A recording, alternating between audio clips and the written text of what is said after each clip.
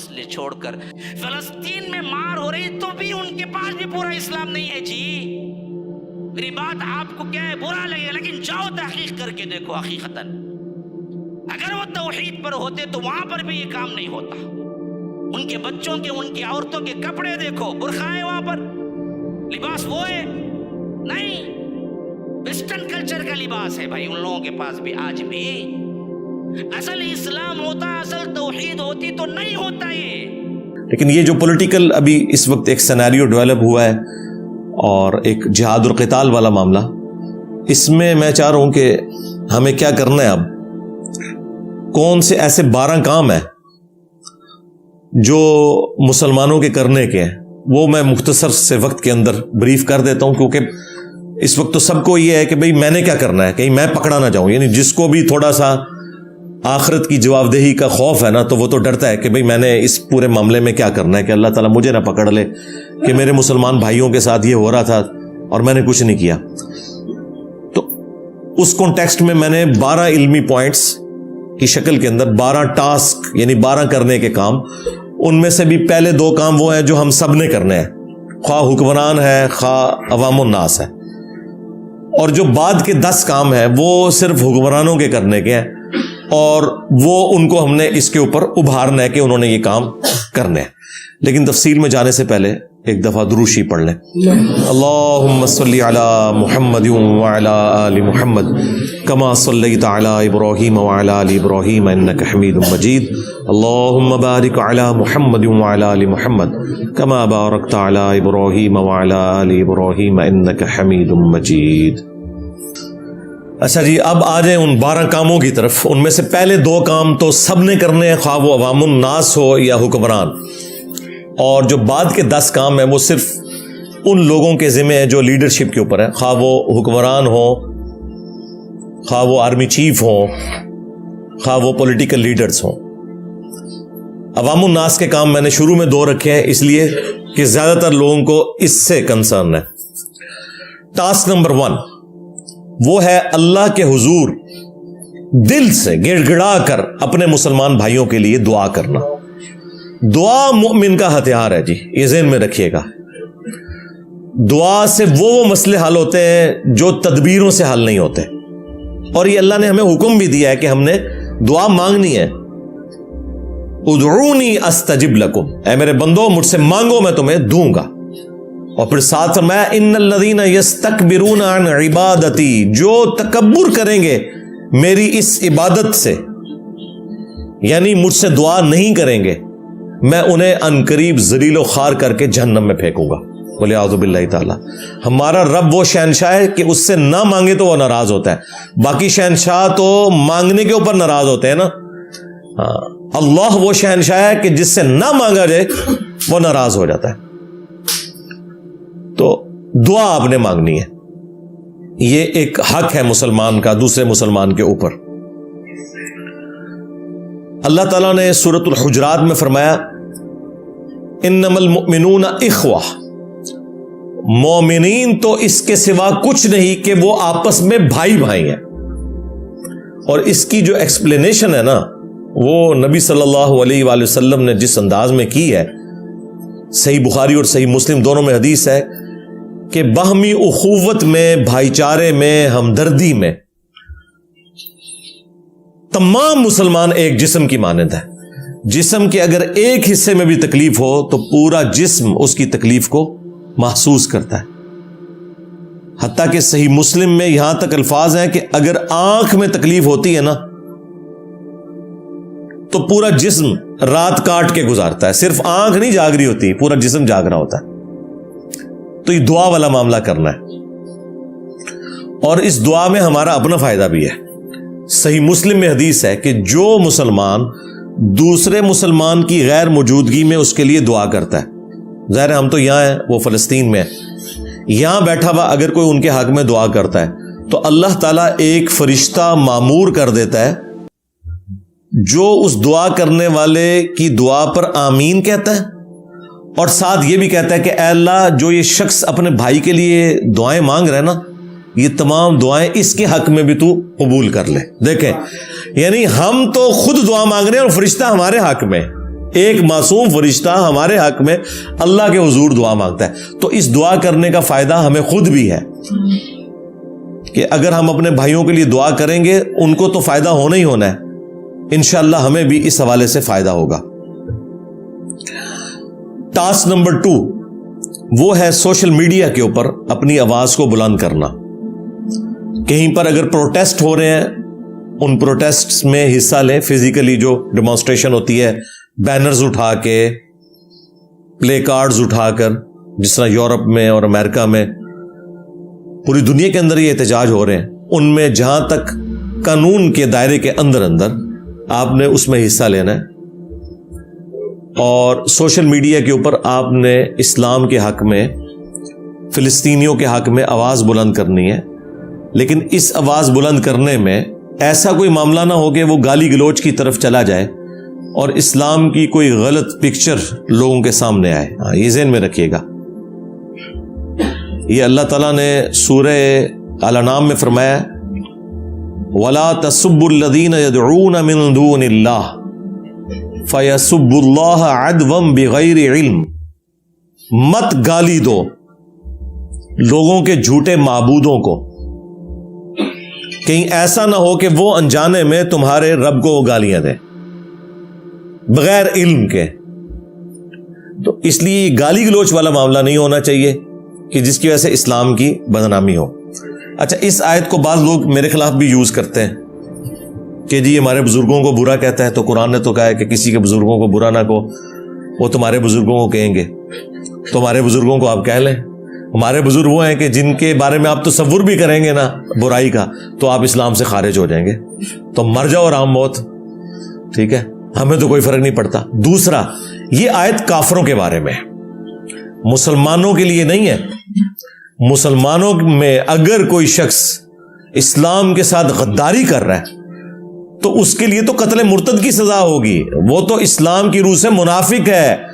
اس کو ننگا کرنا ہر مسلمان کی ذمہ داری ہے, وہ اسے گالی دینا نہیں ہے.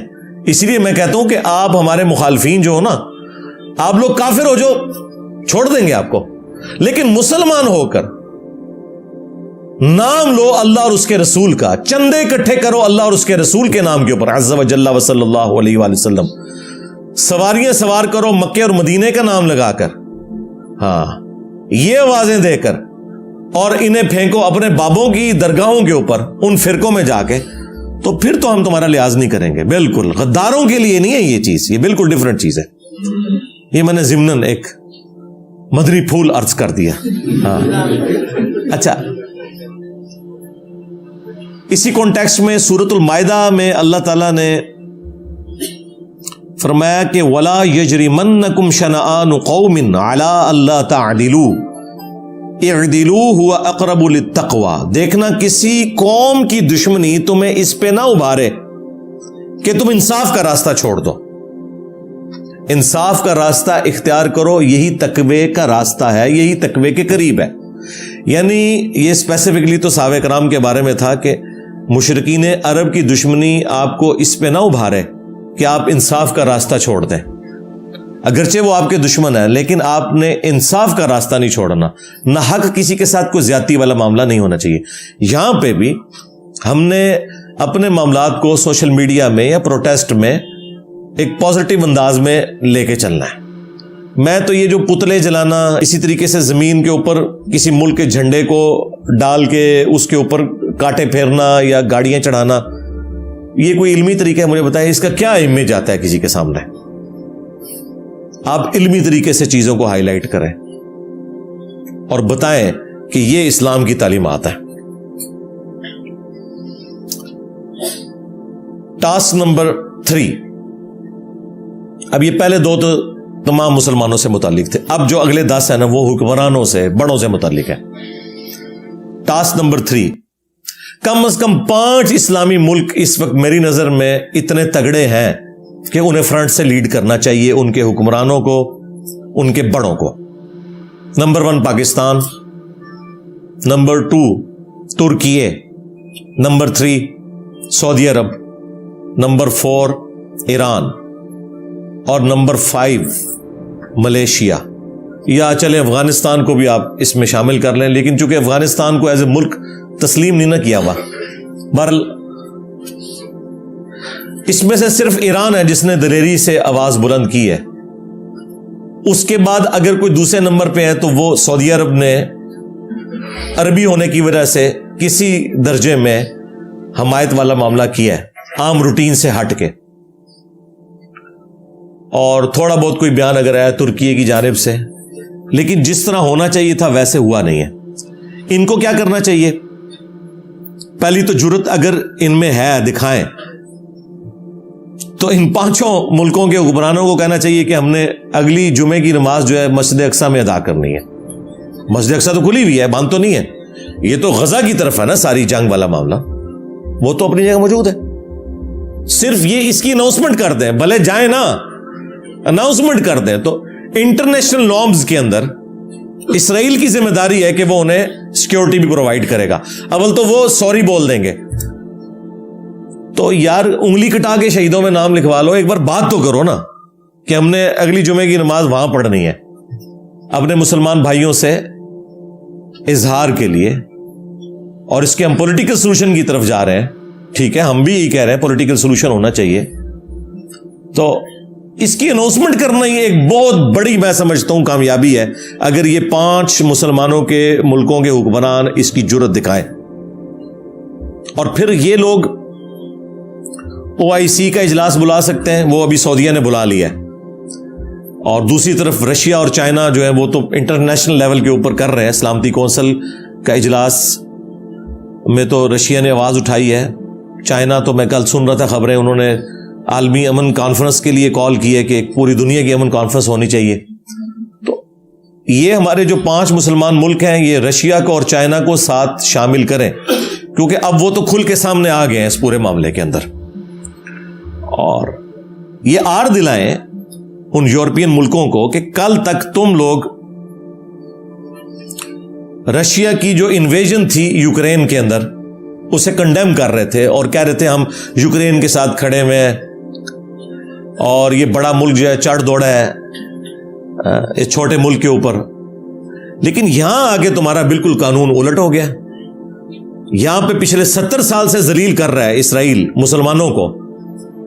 یہاں پہ بجائے یہ کہ تم مسلمانوں کے ساتھ کھڑے ہوتے، اسرائیل کے ساتھ جا کے کھڑے ہو گئے. تو یہ ساری چیزیں انہی کے اصول اور مبادی کے اوپر انہیں جواب دیا جائے. ٹاسک نمبر 4 وہ ہے کہ نیٹو کی طرز کے اوپر تقریباً 60 کے قریب اسلامی ملک ہیں، آلریڈی ان کی آرگنائزیشن بنی ہوئی ہے OIC. ان کی ایک کوئی مشترکہ اس طرح کی فورس بھی ہونی چاہیے. یہ وہ 40 ملکوں والی فورس نہیں رہی شریف والی فراڈ میرا نچدا پہ آیا وہ تلوار چوک کے. اون کتنے ہے؟ یعنی عرب ملکوں کا تھا نا وہ اتحاد 40 ملکوں کا، تو آج عربیوں پہ ہی برا وقت آیا ہوا ہے نا. تو اس کا مطلب یہ ہے کہ یہ آپ سمجھیں کہ اس پورے کنفلکٹ کے بعد یہ وہ اتحاد ختم ہی ہو گیا ایک قسم کا، وہ فراڈ ہی نکلا. یعنی اس سے برا وقت مسلمانوں پہ کب آنا تھا، اور وہ بھی عربیوں کے اوپر. تو اس طرح کے اتحاد نہیں، واقعی اتحاد ہو. نیٹو دیکھیں اتحاد بنا ہے تو جہاں کہیں بھی کوئی معاملہ ہوتا ہے وہ دوسرے ملکوں کی مدد کے لیے پہنچتے ہیں. اس طرح کا مسلمانوں کا بھی ایک اتحاد قائم ہونا چاہیے، اور اس میں فرنٹ سے لیڈ یہی 5 بڑے ملک کریں جن کا میں نے ذکر کیا. ٹاسک نمبر 5 یہ کڑوی چیز ہے تھوڑی، اس میں ظاہر عوام کا غصہ بھی آئے گا کہ مسلمان حکمرانوں کو ظلم کو کنڈیم کرنا چاہیے. دنیا میں جہاں کہیں بھی کسی غیر مسلم کے اوپر بھی ظلم ہو وہ اسے کہیں کہ یہ برا ہوا ہے. آج اگر آپ نے اسرائیل کی گندگی کو لوگوں کے سامنے ایکسپوز کرنا ہے نا، اس کا طریقہ وہ ہے جو پیوٹن نے اختیار کیا ہے، رشیا کے پریزیڈنٹ نے. پتہ ہے اس نے کیا بیان دیا ہے؟ اس نے کہا ہے کہ 2nd ورلڈ وار کے اندر جو نازی جرمنی کا ہٹلر، اس نے جو کچھ ظلم کیا تھا نا، اسرائیل وہی کر رہا ہے. میں کہتا ہوں جی اس سے بڑی ادبی گالی اسرائیل کو کوئی نہیں دی جا سکتی تھی. ادبی گالی بھی نہیں ہے، اور سب سے بڑی گالی بھی انہیں لگی ہے جا کے، کیونکہ 60 لاکھ کے قریب یہودی ہولوکاسٹ کے اندر 100 فیکٹریاں بنا کے، بعض لوگ کہتے ہیں جی 6 لاکھ ہے، اور چلو یار 6 لاکھ بھی ہوں، تھوڑا فگر ہے. یورپ کے اندر فیکٹریاں بنا کے ہٹلر نے یہودیوں کو ظلمن قتل کیا، اور وہ ایسی فیکٹریاں بنائی بھی تھیں، وہ ان کی ویڈیوز رکھی ہوئی ہیں، آپ دیکھیں، یقین کریں بندے کے آنسو نہیں رکتے.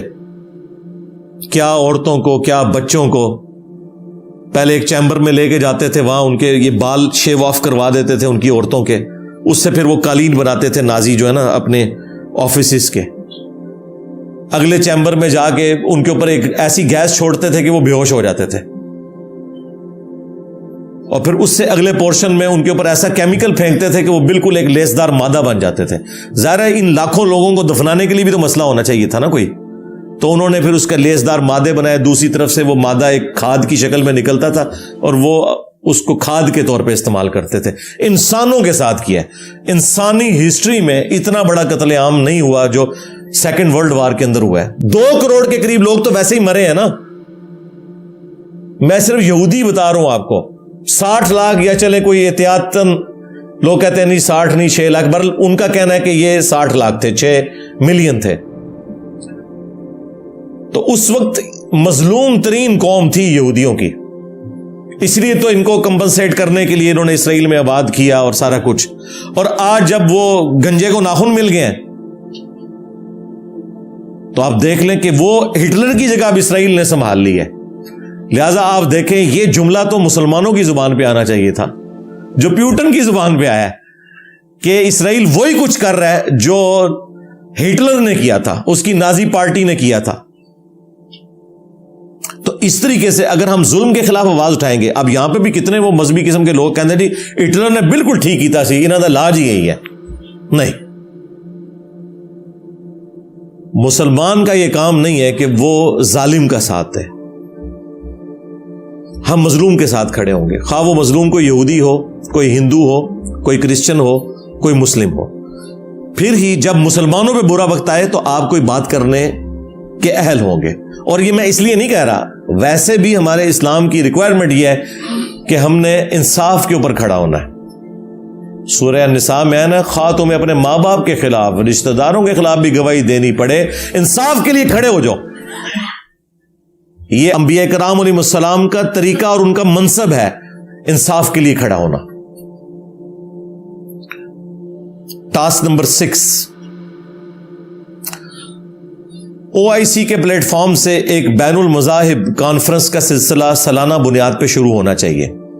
اس ایک واقعے پہ نہیں، سالانہ کوئی ایک ایسا موقع رکھیں اور اس کا وینیو بھی چینج کرتے رہے اور اس کی میزبانی بھی چینج کرتے رہے. ایک ایسی کانفرنس ہونی چاہیے جس میں ویٹیکن سٹی کا پوپ بیٹھا ہو، امام کعبہ بیٹھا ہو، ہندوؤں کا ایک بڑا ہو، بدھسٹ کا بڑا ہو، جیوز کا، کرسچنز کا، سارے جو بڑے بڑے مذاہب ہیں ان کے بڑے وہاں پر بیٹھے اور پیس کے اوپر، امن کے اوپر، کو ایگزسٹنس کے اوپر بات کریں. کیونکہ جو یہ ایک کنزرویٹو قسم کی جو مذہبی سوچ ہے اس نے دنیا کو رہنے کے قابل نہیں چھوڑا. بس سیدھی سی بات ہے. آپ پاکستان میں بھی دیکھ لیں، یعنی پاکستان میں ایک بندہ اگر رفع الیدین سے نماز پڑھتا ہے، اسے ہندو سے، کرسچن سے، سکھ سے خطرہ نہیں ہے، اسے دوسرے مسلمان سے خطرہ ہے کہ وہ اسے مسجد سے باہر نکال دے گا. یہاں سے بھی جتنے علماء دوسرے ملکوں میں گئے ہیں وہ کافروں کے ڈر سے نہیں گئے ہوئے. ہاں، وہ ایک مسلمان ملک سے اسلامی ملک یعنی یورپ اور امریکہ میں چلے گئے. اسلامی ملک تو وہ ہوگا نا جہاں امن ہوگا. ہاں، اور ہم صرف مسلمان ملک ہیں. چند ایک چیزوں پہ اختلاف ہو سکتا ہے نا. اوورال اگر احترام جان، احترام مال نہیں ہے تو اسلامی ملک کہاں سے ہوئے؟ تو ہم اس کو جتنا مرضی اسلامی جمہوریہ پاکستان کہتے رہے، یہ مسلمانوں کا ملک ہے. اسلامی ملک نہیں بنے گا جب تک کہ یہاں امن نہیں ہوگا. تو یہ بین المذاہب کانفرنس والا سلسلہ ہونا چاہیے ریگولرلی. ٹاسک نمبر 7،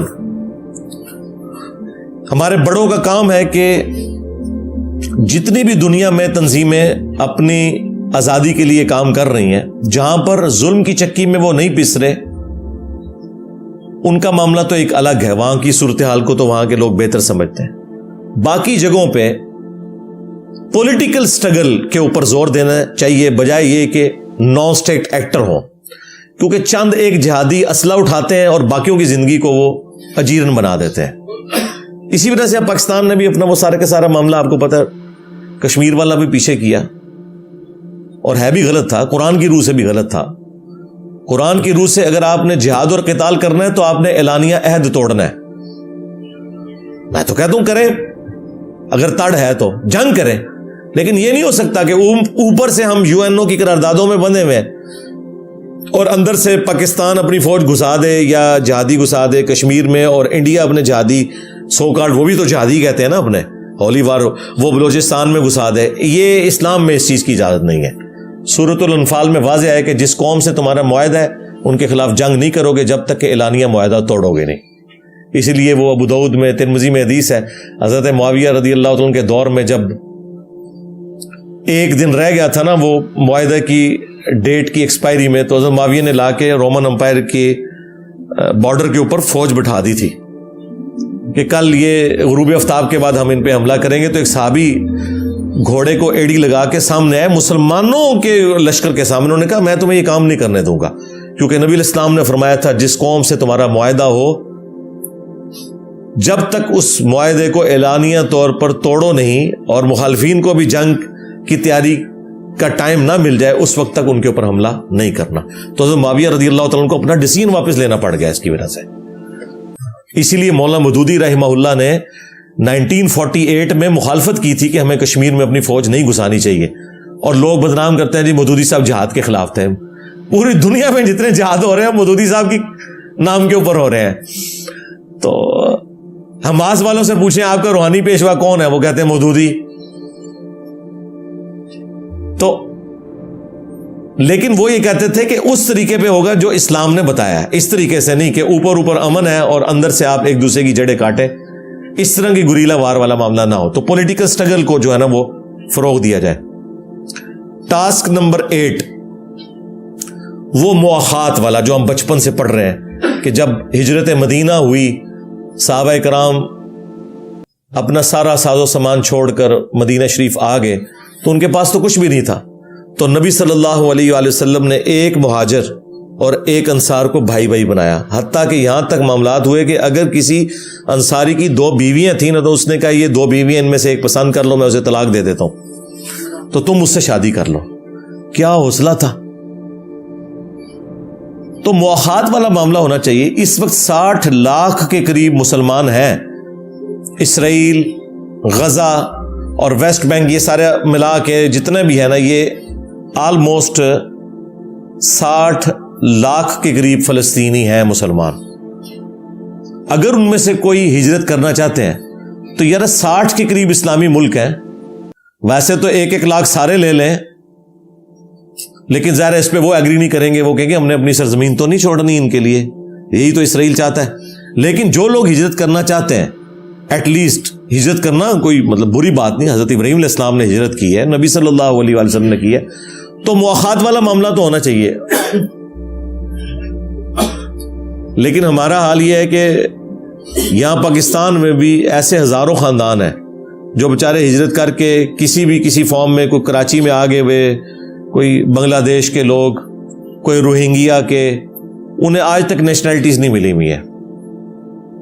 ابھی افغانیوں کا بھی ایک مسئلہ شروع ہو گیا ہے, اور ٹھیک ہے اس میں کوئی پالیسی ضرور ہونی چاہیے, میں نہیں کہتا اوپن والا معاملہ ہو, لیکن جن لوگوں کو 3 نسلوں سے ہم نے یہاں آباد کیا ہوا ہے, ان کی بزرگوں کی قبریں یہاں بن گئی ہیں, اب ہم انہیں یعنی دھکا مار کے یہاں سے باہر نکال دیں تو یہ تو پاسبل نہیں ہو. اور وہ خیر پرائم منسٹر صاحب نے کلیریفیکیشن بھی دی ہے کہ نہیں, جو ورک پرمٹ پہ یہاں کام کر رہے ہیں یا جنہیں آلریڈی یہاں پہ رشتہ داریاں ہیں, ان کا معاملہ نہیں ہے, یہ وہ ہیں جو انڈکلیئرڈ لوگ رہ رہے ہیں. اگر یہ ایسا ہی ہے پھر تو ٹھیک ہے, لیکن اگر کسی کے ساتھ زیادتی ہو رہی ہے تو ہم اسے کنڈیم کریں گے. تو یہ مواخات والا معاملہ بھی ہونا چاہیے, بارڈرز کھولے جائیں. اب حالت یہ ہے کہ ایک ہی بارڈر لگتا ہے اسرائیل کے علاوہ, ایک طرف تو سمندر ہے میڈیٹرینین سی, 2 طرف اسرائیل ہے, اور چوتھی جو سائڈ ہے نا وہ چونکہ پٹی ہے تو اس کی 4 سائڈیں بنتی ہیں غزہ کی. وہ اتنا بڑا بارڈر ہے, آلموسٹ کوئی 5-6 کلومیٹر کا, جو لگتا ہے اس کے ساتھ مصر کے ساتھ رفح والا بارڈر, وہ انہوں نے بند کیا ہوا ہے. حالانکہ وہاں پہ بارڈر تک مسلمان پہنچے ہیں امدادی سامان لے کے کہ یار یہ بھوکے تو نہ اندر مرے، ایٹ لیسٹ انہیں خوراک تو پرووائڈ کی جائے، پانی، کھانے پینے کی چیزیں. تو یہ بھی ہمارے حکمرانوں کا کام ہے، کم از کم بارڈر کے اوپر کوئی خیمہ بستی ایک آباد کریں، ایٹ لیسٹ جو لوگ ہجرت کر کے وہاں آ رہے ہیں انہیں اکوموڈیٹ کیا جائے. ٹاسک نمبر 9 وہ یہ ہے کہ اب اس پورے واقعے کے بعد ہمیں ایک چیز تو لرن کرنی چاہیے. فلسطین میں میجورٹی سنیوں کی ہے، اور سنیوں میں بھی وہ لوگ ہیں کہ جن کو یہاں کے سنی کبھی بھی پسند نہیں کریں گے. اگر وہ ان کی مسجد میں آ جائیں تو یہ مسجدیں دھلائیں گے، یعنی رفع الیدین کرنے والے سنی ہیں وہ. اور وہاں کے سنی ایسے ہیں جو ہاتھ چھوڑ کے نماز پڑھتے ہیں. شیعہ تو پڑھتے ہی پڑھتے ہیں نا، مالکی ہیں اور کئی بیچ میں سلفی ہیں. تو اب اس واقعے سے ہمیں یہ لرن کرنا چاہیے کہ ہمیں جو ہمارا دشمن مار رہا ہے نا، وہ وہابی، سنی، شیعہ کہہ کے نہیں، مسلمان کہہ کے مار رہا ہے. تو ایٹ لیسٹ اس کی بنیاد کے اوپر جو ہم نے پراکسی وار شروع کی ہوئی ہیں، ایران اور سعودیہ کی جو پراکسی وار پاکستان میں بھی چلتی رہی، ضیاء الحق کے دور میں آپ کو پتا ہے لاکھوں لوگ قتل ہوئے، مسلمان شہید ہوئے سنی شیعہ فسادات کے اندر. تو ایٹ لیسٹ اب ہمیں سبق سیکھتے ہوئے نا، ان حکمرانوں کا کام ہے یہ پراکسی وارز ختم کریں. جو میں سمجھتا ہوں محمد بن سلیمان نے، یعنی اس سے لاکھ اختلاف، لیکن یہ اس نے جو دوستی کا ہاتھ بڑھایا کچھ عرصہ پہلے ایران کے ساتھ، اس کے اثرات پوری دنیا کے اوپر نظر آئیں گے. تو پراکسی وارز کا خاتمہ کیا جائے. ٹاسک نمبر 10 اور وہ یہ ہے کہ یہ سارے حکمران جو مسلمانوں کے لیے اتنا درد رکھتے ہیں نا کہ جی مسلمان اپنے حقوق کے لیے جنگ لڑ رہے ہیں، تو کم از کم اپنے ملکوں کے اندر جو ناانصافی ہے اسے تو ختم کریں. آپ کیا پاکستان میں لوگوں کے ساتھ ناانصافی نہیں ہو رہی؟ بلوچستان سے لے کر کے پی تک پولیٹیکل بنیادوں کے اوپر بھی ہو رہی ہے، اور اسی طریقے سے اینٹی اسٹیٹ ایکٹیویٹیز کی وجہ سے بعض لوگ نہ حق بھی پکڑے گئے ہوئے ہیں. ٹھیک ہے، قانون کے سامنے ان کو پیش کریں. مسنگ پرسنز ہیں، انہیں مسنگ نہ بنائیں، عدالتوں میں لائیں، ثابت کریں. اسلام تو اس چیز کی اجازت نہیں دیتا. 9 مئی کے بعد کئی لوگ بےچارے جو جیو فینسنگ میں آگے لوگ، جن کا کوئی پی ٹی آئی سے لینا دینا ہی نہیں تھا، وہ بھی جیلوں میں سڑ رہے ہیں. اور یہ تو میرے خود پولیس کے جو بڑے آفیسرز ہیں ان سے بات ہوئی ہے. میں نے کہا جی آپ نے اللہ کو جان دینی ہے، کہتے ہیں جی بالکل اس طرح ہے، نہ حق لوگ بھی پکڑے ہوئے ہیں اتنے مہینوں سے. پھر میں نے ان سے یہ بھی پوچھا کہ مجھے یہ بھی پتا ہے کہ 10-10 12-12 لاکھ روپیہ دے کے لوگ چھوٹ رہے ہیں، کہتے جی ہاں ایسے بھی ہو رہا ہے. اب 10-12 لاکھ کون دے سکتا ہے؟ اگر کسی نے جرم کیا ہے وہ تو 10 لاکھ دے کے چھوٹ جائے گا، جس نے نہیں کیا ہوا اس کے لیے نہ عدالت کھڑے ہونے کے لیے تیار ہے، نہ اس کے لیے کوئی فنڈ ریزنگ ہے کہ وہ بھی رشوت دے کے. تو ایک مسلمان بھائی دوسرے مسلمان بھائی کو رشوت دے کے تو باہر نکل آئے. اور باتیں ہم جو ہے نا کر رہے ہیں فلسطین میں ظلم ہو رہا ہے، یہاں کوئی ظلم نہیں ہو رہا، اور آج سے نہیں ہو رہا، پہلے سے ہو رہا ہے. تو یہاں پر بھی ہم یہ ظلم کا خاتمہ کریں اور اس اسلام کو نافذ کریں، نظام مصطفیٰ صلی اللہ علیہ وآلہ وسلم کو، جس کی امید کے اوپر ہمارے بڑوں نے اتنی قربانیاں دی تھی. ٹھیک ہے، اس وقت ایک 2 نیشن تھیوری تھا، 2 قومی نظریہ تھا. میں یہ سیکولرز کے لیے بات کرنے لگا ہوں کہ 2 قومی نظریے کی بنیاد کے اوپر پاکستان بنا تھا. وہ بھی مانتے ہیں، وہ کہتے ہیں نہیں اسلام کی بنیاد پہ نہیں بنا، 2 قومی نظریے کی بنیاد پہ بنا ہے. تو ٹھیک ہے، لیکن وہ جو 2 قومی نظریہ تھا، کیا اس کی بنیاد ریلیجن تھی یا نہیں؟ بالکل تھی، کہ 2 قومیں آباد ہیں، مسلم اور ہندو. تو ریلیجن تو بیچ میں آ جاتا ہے. تو ہمارے بڑوں نے اگر اس وقت وعدے کیے تھے تو ان وعدوں کو پورا کریں، ورنہ وہ سورۃ الانفال میں جو اللہ تعالیٰ نے اتنی سخت آیات نازل کی ہیں وہ اسپیسیفکلی صحابہ کرام کے بارے میں ہے، تو سیدھے چاہیے کوئی نہیں کہ اللہ اور اس کے رسول کے ساتھ خیانت نہیں کرنی تم نے. ایک وہ وقت تھا کہ تم لوگ زمین میں کمزور تھے، پھر اللہ تعالیٰ نے تمہاری مدد کی اور تمہیں مدینے کی سرزمین دی. دیکھنا اللہ اور اس کے رسول کے ساتھ اب خیانت نہ کرنا. یہ ہمارے استاد ڈاکٹر اسرار صاحب پڑھتے تھے اور کہتے تھے مدینے کی جگہ آپ پاکستان کو فٹ کر لیں. تو لگتا ہے یہ آیات آج ہی نازل ہوئی ہوئی ہے. اور پھر اللہ تعالیٰ فرمایا کہ دیکھنا جب اس صورتحال میں اللہ کی طرف سے کوئی آزمائش یا فتنہ آئے گا نا، تو پھر اس میں اللہ تعالیٰ کوئی تمیز نہیں کرے گا، سارے اس فتنے کے انڈر آ جائیں گے. اور یاد رکھنا اللہ تعالیٰ انسان کے دل اور اس کے درمیان حائل ہو جاتا ہے. یعنی انسان کو بات بھی سمجھ نہیں لگتی اگر اللہ تعالیٰ نے کسی کے اوپر مہر لگا دی. اتنی سخت آیات ہیں, چونکہ ٹائم کم ہے میں نے اس لیے کور نہیں کی. سورۃ الانفال کی آیت نمبر 24 سے 28 تک آپ خود پڑھ کے دیکھ لیجئے گا. سیکنڈ لاسٹ 11 نمبر ٹاسک وہ ہے کہ جتنی NGOs ہیں جو میں سمجھتا ہوں حکومتوں سے بڑا کام کر رہی ہیں, جس طرح جماعت اسلامی کی الخدمت فاؤنڈیشن ہے, عیدی والے ہیں. الخدمت فاؤنڈیشن تو ہر موقع پر, خواہ روہنگیا میں مسلمانوں کا ایشو ہو, کشمیر میں ہو, فلسطین میں ہو, آج سے نہیں ڈیکیز سے وہ کام کر رہے ہیں بڑے لیول کا. گورنمنٹ کو چاہیے کہ بجائے پیرلل میں اپنے کوئی فنڈز قائم کرنے کے نا, جو یہ لوگ ایماندار لوگ ہیں ان کے ہاتھ مضبوط کریں. ہمارے پاس بھی لوگ آتے ہیں جی چندہ, ہم کہتے ہیں جائے شوکت خانم کو دیں, جائے عیدی والوں کو دیں. میں نے کہا ہم نہیں لیتے, لیکن جو کام کر رہے ہیں ان کے ہاتھ مضبوط کریں. ہر کام میں نے تو نہیں کرنا, جو آلریڈی اس فیلڈ میں اچھے لوگ کام کرنے والے ہیں انہیں سپورٹ کریں. حکومت کا بھی کام ہے انہیں سپورٹ کریں, اور پیرلل میں ان کے اوپر چیک بھی رکھیں. ان میں کہیں ایسی تنظیمیں نہ شامل ہو جائیں جو اپنے مفادات کے لیے کام کر رہی ہوں کہ وہ چندہ تو اکٹھا کریں 50 لاکھ کا اور جا کے نئی گاڑی نکلوا لیں. یہ بھی ہم نے دیکھا ہے خود, اور سارے فرقوں کی تنظیموں میں یہ کام دیکھا ہے, بڑے قریب سے دیکھا ہے. تو یہ چیک بھی ہونا چاہیے. جو ایماندار لوگ ہیں انہیں سپورٹ کیا جائے, اور ان کے لیے ان ملکوں کے بارڈرز پہ پہنچنا آسان کیا جائے تاکہ وہ مسلمانوں کی مدد کے لیے وہاں کوئی چیز لے کے پہنچے. اور ٹاسک نمبر 12 آخری وہ ہے کہ یہ پرائیویٹ جہاد والا جو معاملہ یہاں پہ لوگ کر رہے ہیں نا پورے دنیا کے اندر, ڈنڈے لے کے جی ہم بارڈر کھول دیں جی مالی, کیا کرو گے؟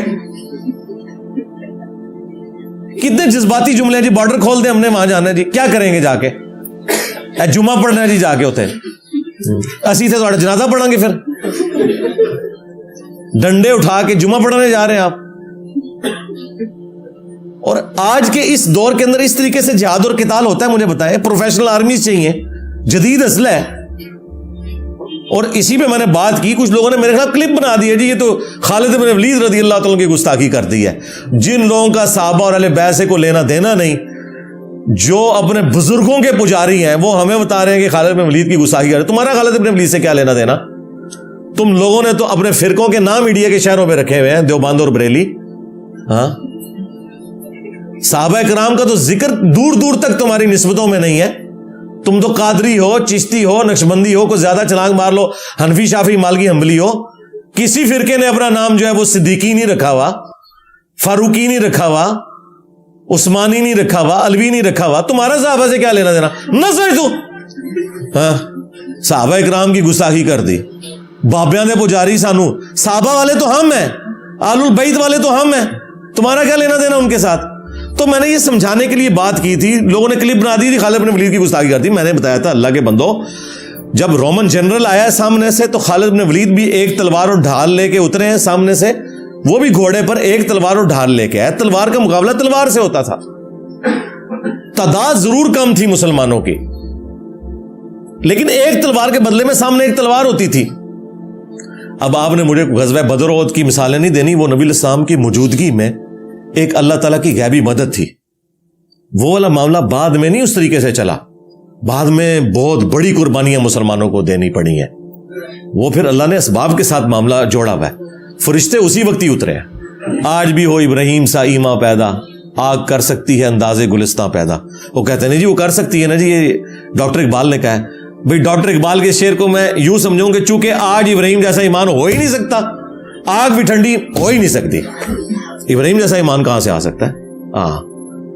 صحابہ کرام جو ہے وہ تیل کے کڑاؤں میں زندہ روسٹ کر دیے گئے ہیں, ان کے لیے آگ کوئی ٹھنڈی نہیں ہوئی ہے. یار خدا کے لیے اس طرح نہ کریں.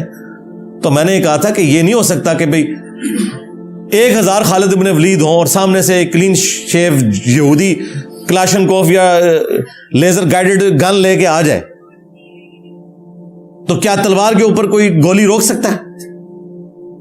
تو اس کے لیے لیٹسٹ اسلحے کی ضرورت ہے, وہ آپ کو تیار کرنا پڑے گا. نبی علیہ السلام نے اس زمانے میں, بخاری مسلم میں حدیث ہے, آپ نے فرمایا آگاہ ہو جاؤ, طاقت پھینکے ہوئے ہتھیاروں میں ہے. آج تک یہ حدیث ویلڈ ہے اسی طریقے سے. اس زمانے میں تیر تھے، کیونکہ تلوار والا تو قریب آئے گا نہیں اگر سامنے سے تیر آ گئے. یہ منگولوں نے پوری دنیا جو فتح کیا تیر کے اوپر تو کی ہے. یہ تیر کے جتنے ڈیزائن تھے لیٹسٹ انہوں نے بنائے ہوئے تھے. سپیڈ پہ گھوڑے پہ بیٹھے ہوئے وہ اتنی مہارت سے تیر چلا لیتے تھے. اس کے ڈیزائن بھی انہوں نے ایسے بنائے تھے کہ وہ ڈیویٹ بھی نہیں کرتا تھا. پیچھے جو انہوں نے ونگز لگائے تھے ان سے پہلے یہ ونگز والا سلسلہ نہیں تھا. یہ ونگز کی وجہ سے پھر وہ تیر ٹیڑھا نہیں ہوتا، وہ سیدھا اپنے ہدف کے اوپر جاتا ہے. اور آج دیکھ لیں پھینکے ہوئے ہتھیار جو ہے میزائل ہیں، چاہے وہ انٹر کانٹیننٹل میزائل ہوں، بیلسٹک میزائلز ہوں، کوئی یہ سارے کے سارے پھینکے ہوئے ہتھیار ہیں. اس کے بغیر ہم کس طرح جنگیں لڑ سکتے ہیں؟ طالبان نے 20 سال تکلیف کاٹنی تھی امریکنز کی یہاں پہ اگر ان کے پاس ایئر سٹرائک ہوتی. یہ 20 ہفتوں کی بھی جنگ نہیں تھی. زمین پہ کیسے مقابلہ کر سکتے تھے امریکنز ان کا؟ کیونکہ برابر کا اسلحہ تھا. وہاں پہ بھی رشیا کا اسلحہ تھا، یہاں پہ امریکہ کا تھا. طالبان مار کھا گئے ایئر سٹرائک سے. وہ پوری کارپیٹ بمبنگ کرتے تھے، پورے علاقے وہ اوپر سے بارود گرا دیتے تھے، پھر یہ بیچارے پہاڑوں میں چلے جاتے تھے. اس وجہ سے جنگ لیٹ ہوتے یہ تو اب ان کی اپنی اکانومی کا مسئلہ اور ان کے پولیٹیکل ایشوز ہوئے ہیں، اس لیے وہ گئے ہیں. چلیں ہمارے حق میں تو بہتر ہو گیا، لیکن یہ نہ سمجھیے گا کہ ان کے لیے کوئی مشکل تھا ادھر اور رہنا چاہتے تو رہ بھی سکتے تھے. تو ہمارے پاس یہ جو ایک کمزوری اٹیچ ہے نا ایئر سٹرائک والی، وہاں پہ بھی آپ دیکھ لیں اسرائیل جو ہے وہ اوپر سے ہی وہ سارے بم پھینک رہا ہے فاسفورس. ہمارے پاس F-16 کے پورے پرزے نہیں ہیں، وہ F-35 کی بات کر رہے ہیں. تو اس طرح تو نہیں ہوگا میرے بھائی، ایسا تو نہیں ہوتا. ہاں ایسے تو نہیں ہوتا کہ نگاہ مار کے ہو جائے، کچھ نہیں ہوتا. امریکن بمباری میں سارے جتنے بڑے بڑے بزرگ ہیں ان کے مزار جو ہیں وہ سارے کے سارے وہاں پہ ٹوٹے ہیں. شہید تو میں نہیں کہنا چاہ رہا، شہید تو کوئی لال چیز ہوتی ہے، مزار تو ہے ہی غلط. صحیح مسلم میں واضح حدیث ہے، تو میں منع کرتا ہوں قبروں کو پکا کرنے سے، قبروں پر عمارت بنانے سے اور قبروں پر بیٹھنے سے. تو میرے بھائی یہ جب ہم لوگوں کو کہہ رہے ہیں کہ یار تیاری کرو، سائنس میں آگے جاؤ، وہ کہہ رہی خالد بن ولید کی توہین ہو گئی ہے. اس قوم کی سمجھدانی آپ دیکھ لیں اتنی سی ہے. تو سائنس میں ترقی کریں گے تو پھر آپ ان کے مقابلے کا اسلحہ بنا سکتے ہیں. آپ کو پتا ہے کہ 1/4 نوبیل پرائز جو ہے یہودیوں کے پاس ہے، مسلمانوں کے پاس 1 ہے، اور وہ بھی ان کی نظر میں، کیونکہ اس سائنٹسٹ کو بھی ہم نے کہا وہ قادیانی تھا، عبدالسلام، تو وہ اس کو 1 گنتے ہیں کہ اسے نوبیل پرائز ملا ہوا ہے. ہمارے کھاتے میں تو وہ بھی ختم ہو گیا. ہاں پاکستانی تو وہ تھا. باقی 1/4 نوبیل پرائز یہودیوں کو ملے ہوئے. مذہبی اپنی جگہ، سائنس میں بھی ان کی ترقی آپ دیکھ لیں اپنی جگہ موجود ہے.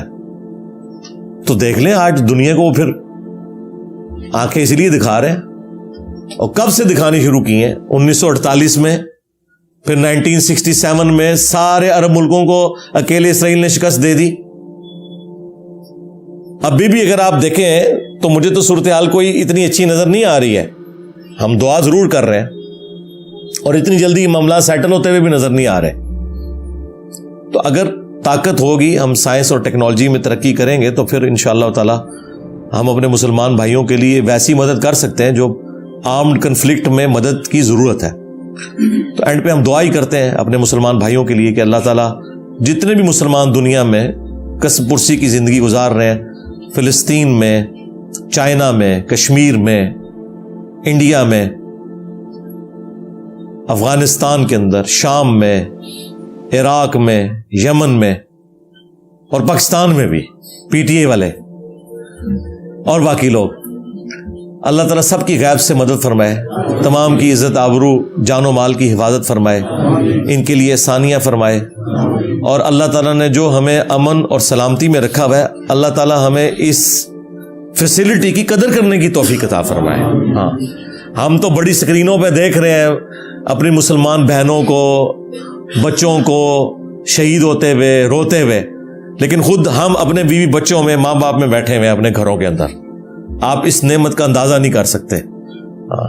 تو اس چیز کی قدر اس وقت آتی ہے جب بندہ اس اینگل سے بھی دیکھے اور اپنے بھائیوں کو واقعی دل سے یاد کرے. ہاں خالی نہیں ہے یہ ہمیں ایک نارمل دعا کر کے چلے جاتے ہیں. یا تو میں نے ایک نارمل دعا کی ہے, یہ ہر بندے نے انڈیویجولی اپنی دعا کرنی ہے اکیلے میں اللہ تعالیٰ کے سامنے. جس طرح جب کسی کی ماں یا بیوی یا کوئی بچہ زندگی موت کی کشمکش میں وینٹیلیٹر کے اوپر چڑھا ہوا ہے نا, اس وقت جو اندر سے آواز نکلتی ہے نا, وہ والی دعائیں چاہیے مسلمانوں کی. ہاں اور دعاؤں میں اثر ہے انشاءاللہ تعالی.